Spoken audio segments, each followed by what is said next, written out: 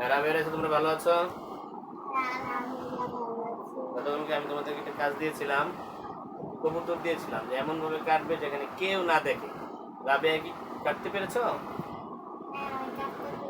কিভাবে কাটলে তুমি? আমি ঘরের দরজা বন্ধ করে তারপর কেটেছি। কেউ দেখেনি। রাইসা কি কাটতে পেরেছো? না কাটতে পেরেছি। কেন কাটতে পারো নাই? কাটতে পারিনি কেন? তুমি কেন কাটতে পারলে না? আমি যেখানেই যাই সেখানেই দেখি আল্লাহ দেখে, তাই আমি কাটতে পারি। ও আচ্ছা, রাইসা আল্লাহর হ্যাঁ দ্রষ্টা, যে আল্লাহ যে সব জায়গায় দেখে এই সম্পর্কে রাইসার ধারণা আছে, এই জন্য রাইসা কাটতে পারেনি। আসলে আল্লাহ সব জায়গায় দেখেন, এই ধারণা একজন মুমিনের থাকা প্রয়োজন। ঠিক আছে, রাইসাকে ধন্যবাদ। আসলেই সব জায়গায় আল্লাহ দেখেন।